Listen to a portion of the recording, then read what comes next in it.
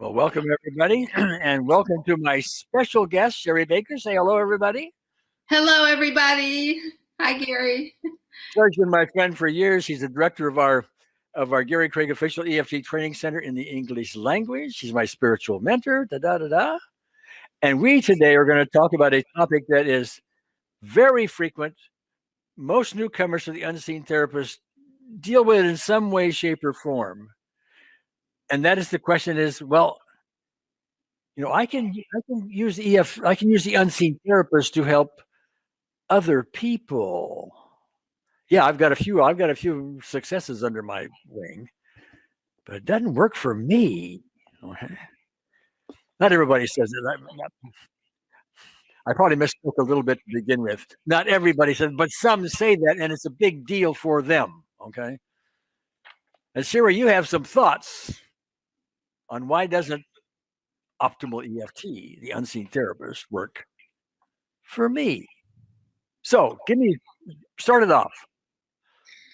This is probably one of the most frequently asked questions that I get. Can you help me? It doesn't seem to work.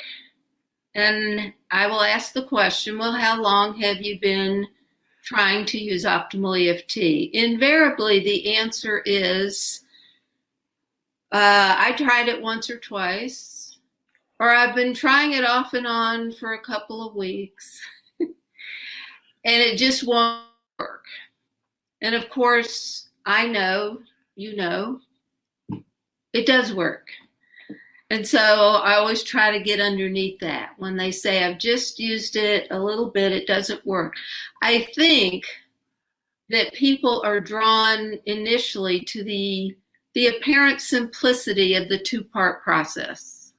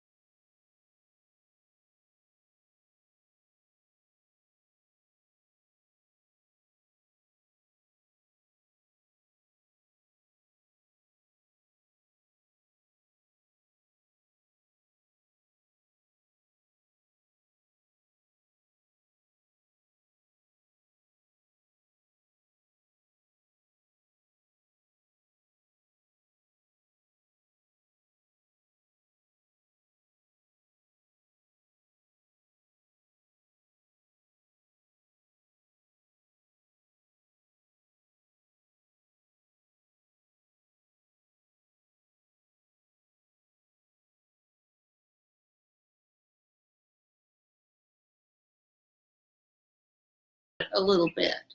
And then our results improve. So there's a lot of things to be on the lookout for, especially if you're a newbie, even if you're not. Why does it seem like optimal EFT is not working for me?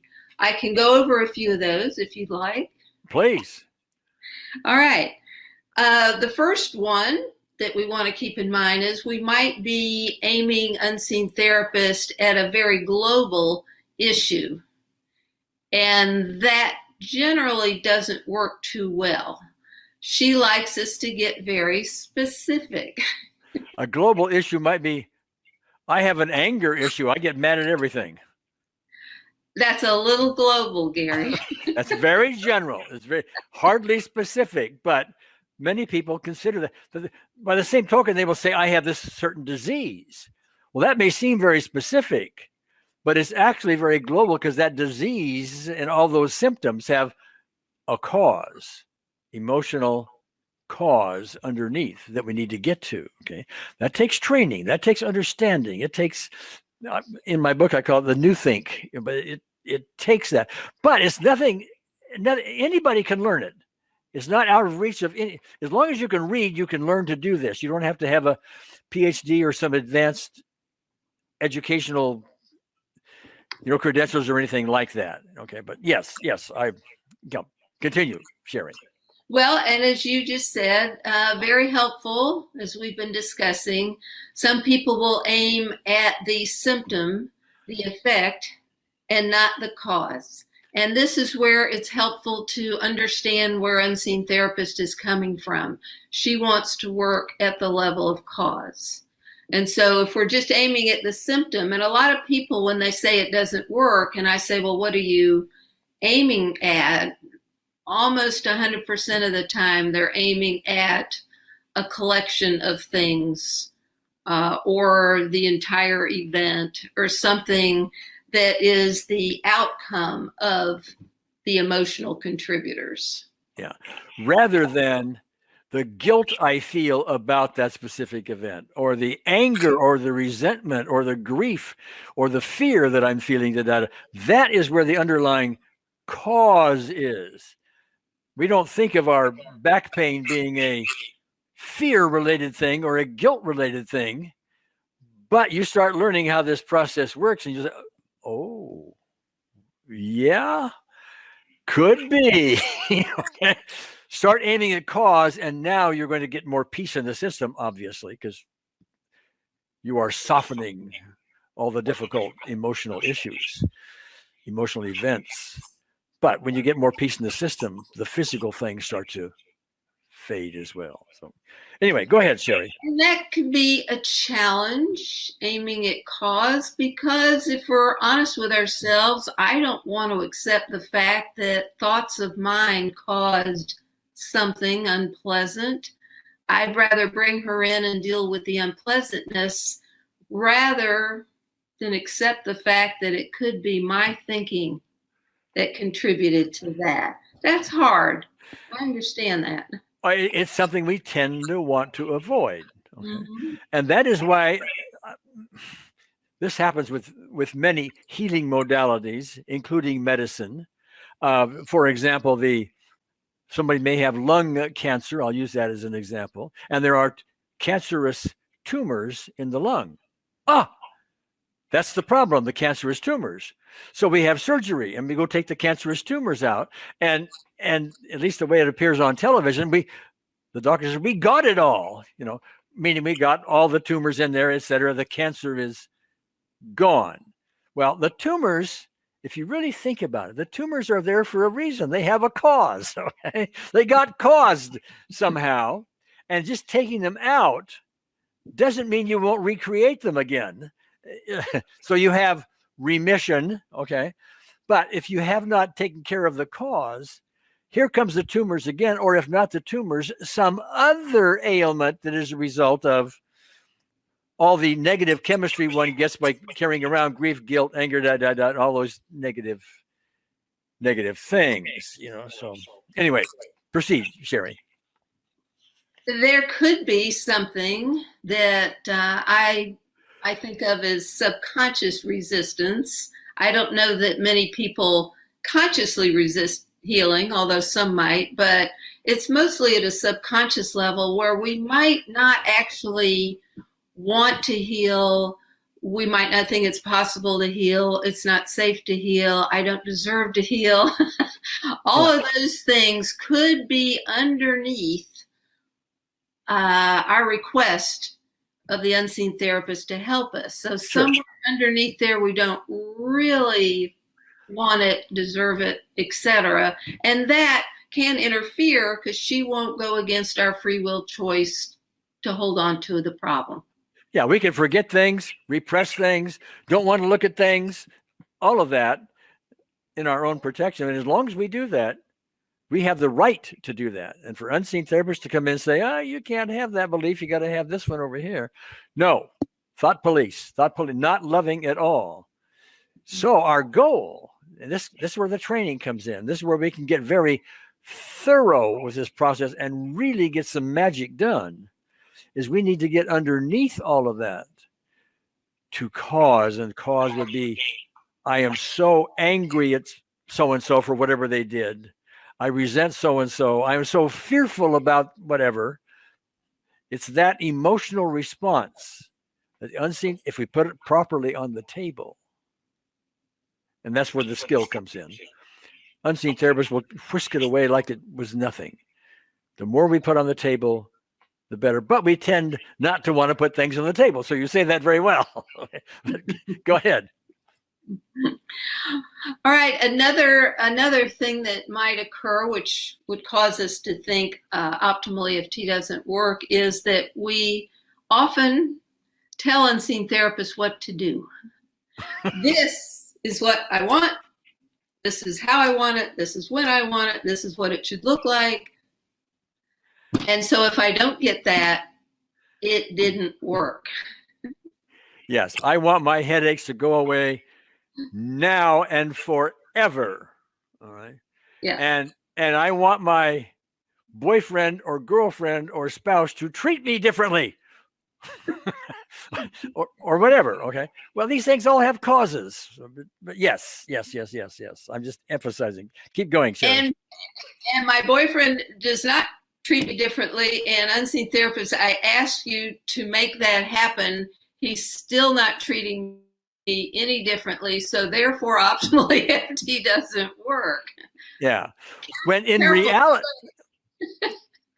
reality, the boyfriend's responses and all that really has to do with his unresolved stuff from once upon a time, and the reaction of the person who doesn't like what the boyfriend is doing is the result of her unresolved stuff.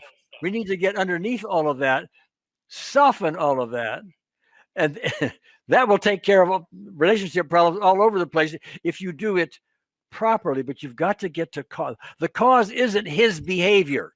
The cause is your response to his behavior. Okay. And also, what am I putting out there that's causing him to treat me the way he's treating me? Yeah. I'm sending a signal out there that I need to look at, go within, unseen therapists, help me to see what I'm doing that is, causing him to treat me in a way that isn't as respectful as I'd like. I must be putting out a don't respect me vibration of some sort. And that has a cause. Yeah. And it's within you. It's some unresolved stuff from once upon a time. He will do something. It'll trigger you. You don't even know what it is because it happened when you were 3 years old or 6 years old or something like that.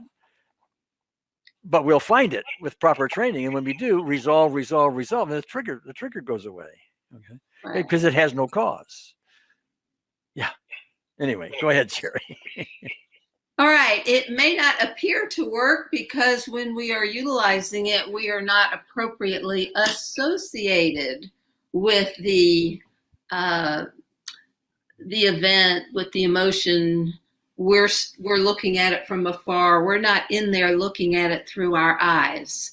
And now, association is kind of a psycho-speak term. So what does that mean? Well, it means we are seeing things through our eyes in the present tense. We are in the movie, if you will. When we go back to that scene, we are in it. It's happening now. And Yeah, it isn't like it's way out there someplace and we really don't want to get to it, but it's, we'll talk about it way out there. And so you start using these processes on something that distant, if you will. You're not, that's called dissociation. Okay. It's out there. Okay. Well, it's like you're sitting in the movie theater watching it on the movie screen. And that's distancing. We want to get associated. We want to actually get to it. Now, sometimes getting into the movie, associating, to use that term, is so painful, or so we resist it so much that we just simply don't want to go there. No. In cases like that, at least I find, and this is where good training comes into place, we can start in a dissociated way. Well, there it is up there on the movie screen. Okay, it's easier for them to handle. Now we bring an unseen therapist and we take the edge off. That's what I call it. It isn't quite so bad anymore. And now we get to a point where, okay, I can get out of my movie theater seat and walk into the movie and be associated and be right there looking through my eyes and being in it now. And that's when we get the real stuff coming up that we can put on the table, resolve. Now, Sherry, we're getting into some sophisticated stuff, and it's not the kind of thing people learn just by reading something in our advanced course. No, this will not leap off the page and fix everything in sight. You'll get out of it what you put into it, but you start learning what it's really like to get to cause and be thorough about it, like we're talking about. That's where peace occurs that you didn't even know existed. That was pretty well said, wasn't it? That was very well said, Gary. Continue. Do we have more? Sure. The association, it's not unlike EFT tapping, where we have to tune in. We have to get those energetic disruptions. We have to disrupt them in order to knock them out. Well, with optimal EFT, we need to activate that complete stress response. Hard to do if you're just watching the movie. You need to be in it to get angry fully. Yes. So that's what that is for. And if it doesn't appear to work, we may not be doing that as well as we need to. Another thing is that we may not sufficiently test the results. I know you kind of like testing. Yeah. You're kind of into that. Kind of. No, I do it all the time. I never, ever want to be fooled by a temporary result, a partial result, a dissociated result, to use the term we just talked about, and so on. So I test. Yeah, I test. Just because we had success in a session, seemingly really good success sometimes,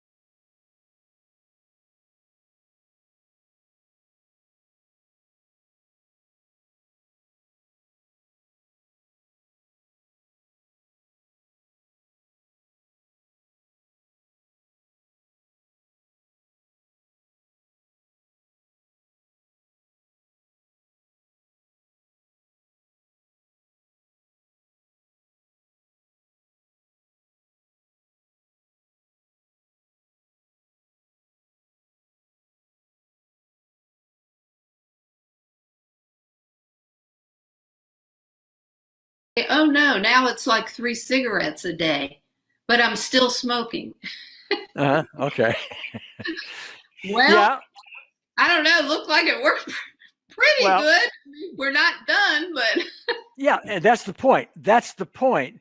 We can make progress, but we have to recognize this whole thing is a process. It's a process of bringing complete peace to the system. It doesn't happen overnight, and it doesn't happen just the way we think it's supposed to happen. Okay? But the more you keep at it, the more you get. And the more you get, after a while, you start to recognize, you go, oh. And then someday, Aunt Sarah, to use our Aunt Sarah again, shows up at a family gathering, and you have the nicest conversation with her that you haven't had in decades. And you don't even think about it until you look back and say, how did that happen? You know. And by the way, my back pain isn't anywhere near what it used to be, but it's still there. Okay. So, anyway, anything more, Sherry? that's all. Just wanted to bring up a few things to look at if we feel it's not working. Okay. Well, with gratitude to you, Sherry, I'm going to give you a big hug from everybody who's listening in. All right? And to you and to everybody else, we'll see you next time.